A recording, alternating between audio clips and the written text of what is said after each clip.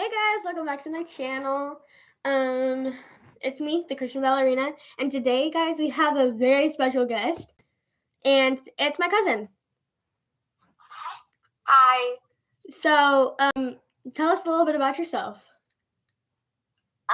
Well, I don't quite live in Texas. I live in Washington State. Mm-hmm. See, she went specific there. She didn't just say Washington, because then y'all would be commenting being like, the state or the capital?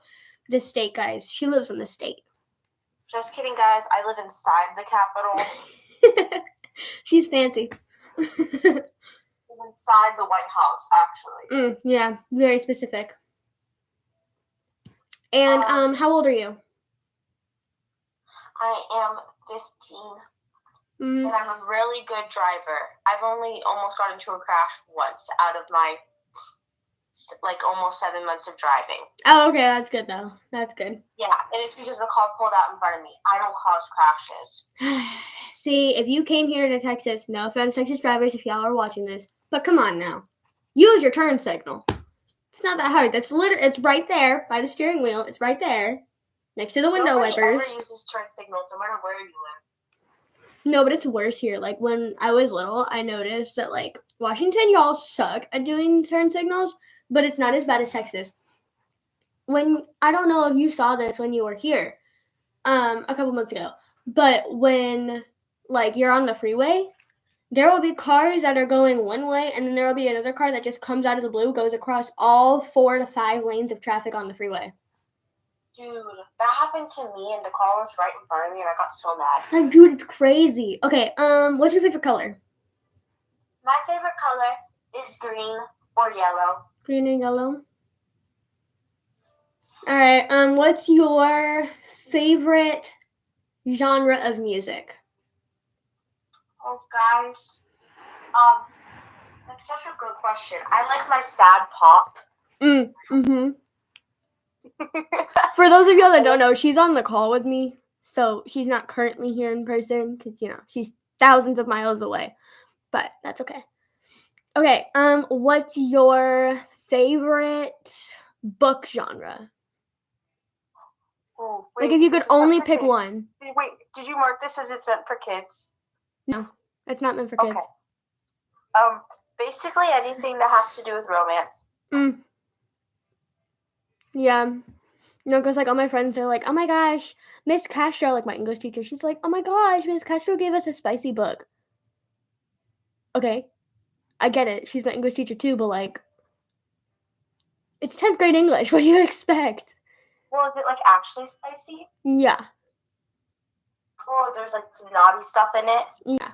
And it's between, certain people. So, if you're catching my drift there. It involves, people in our family kind of stuff. Are you reading Credence? No. Okay. Girl, I nearly just had a heart attack. I was like, there's no way that your school allowed a dark romance book. No.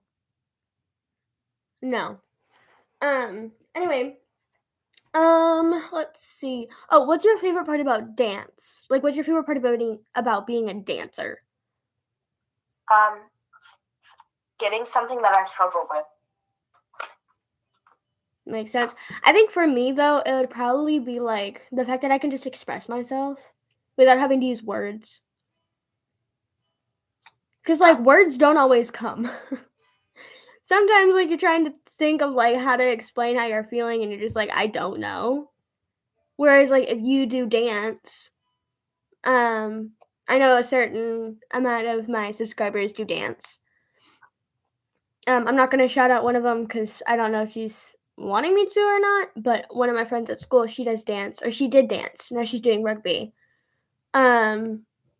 But she, like, I don't know what dance she did. I think she did ballet. I'm not sure. But she used that as a way to express herself. I feel like most dancers get into it to express themselves. But I don't know. That's good listening.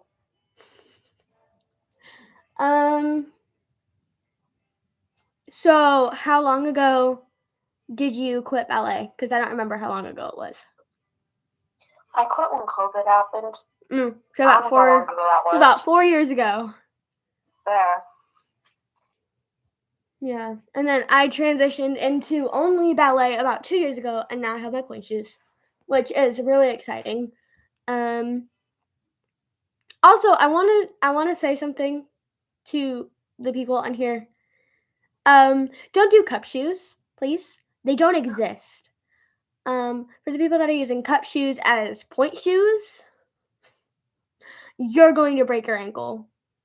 Also, don't just decide to go on pointe. Yeah, please don't. Without shoes. With the people that you see that are professionals, and they show you like them slamming their pointe shoes in the doors, that's not what we do. Or like you see pro dancers where they put water on their shoes. We don't do that. I'm not a professional, so I pay for my shoes. My company, I don't have a company, so I don't get my shoes paid for. Whereas if like there's a studio in Arizona, the Master Ballet Academy, which I'm subscribed to them on YouTube, you can go and watch them, but they do different things because like they're professionals. Like they are pre-professional people.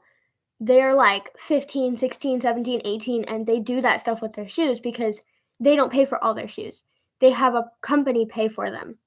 So when I see people that are doing like the cup shoes or they're putting their shoes in the doors, we don't do any of that because that tends to break them down. So let me show you guys with my shoe. This right here is called a box, okay? And this is the shank. So most people, you'll see professional dancers where they take their shoes and they take them like this and they just cut off about half of their shank. Now, dancers do that so they will mold to their foot better, but that makes them last way less than my shoes. I've been dancing on my shoes for about, I got them in August, September, October. So about 2 months I've been dancing on these shoes, and you can see like they're starting to wear down, but they're still perfect. Like they can stand perfectly fine. Like not by themselves, because I mean you still need like the support and the strengths. But if I took both my shoes and I just laid them up against each other, they will hold themselves. Not on carpet, but on like wood they will. But most dancers will do that because they mold to their foot better. And if you put water on your shoes, that tends to break them down. You'll see people like crushing their shoes. We don't do that. That breaks your shoes down way faster. So there's just a lot of different things that professionals do versus non-professionals. And I'm not saying what they're doing is wrong, but we don't do that because it breaks down the shoes. So we use rosin. Why they do it though. Yeah, they go through a lot of pairs quickly, especially because they're heading towards Nutcracker season or they're going to their mid-season showcase. Like there's so many different like things that they're doing, and they also prep their shoes differently. So my elastics are here. Another person could have crisscross elastics. So instead of it just going around your ankle, it goes around your ankle in an X position. Some people have different kinds of ribbons. People tie their ribbons differently all over. It depends on where you go for dance. It depends on your studio and your instructor. It depends on all of that. But we use rosin, and we put that on our shoes to keep us from slipping. And you've also seen professional dancers where they're darning their shoes, and that just makes it where they can stand on their own. So they're using a thicker string, kind of like yarn, and they just put it around their box of their shoe. And so that way they can just stand on it perfectly fine. And they don't have to be holding their shoe up. It just stays because of the darning. But yeah, and then professionals, it depends on how often they're doing stuff, but they can go and they can get a new pair of pointe shoes every week. Like it just depends on what they're doing. So, and currently we have no viewers, but that's okay. It is only 10:30 a.m. So, you know. At least here in Texas. In Washington, it's 8:30. But, yeah, and then I don't know if y'all watched, but I will probably put a link down, my description for the what is in the dancer's bag. Because everybody has a different ballet bag. My dance bag is completely different than her dance bag, which is completely different than Alexa, a friend of mine. And it's completely different. Bag literally just gets thrown, and there's like 8,000 pairs of shoes in there. Dude, I literally have my point shoes and my ballet flats, but I have 4 pairs of tights, 3 different leotards, 2 different skirts. I have my stretch bands. Like, I have so many different things. So I'll definitely link that down in there if you guys want to go see that. But yeah, that's about it. Just no cup shoes whatsoever. Don't do cup shoes. If I find your page and it has cup shoes on it, I will be commenting on your page of, why are you doing cup shoes? That's so dangerous. And for certain people that you see on YouTube that go on point, they're doing it for views.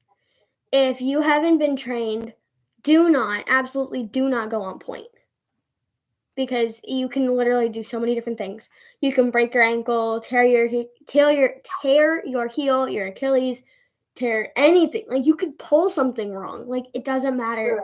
If you're not a trained dancer and you don't have the okay from your instructor, don't get point shoes. So, yeah, that's about it. But later I will have another special guest. Hopefully we can do a live and he can join, but I don't know. I can join. So anyway, thanks for watching. Oh, and Brina is going to tell you her Instagram if you guys want to go and watch her. Oh, I don't care what that's actually. I've never been. It's Brina thingy.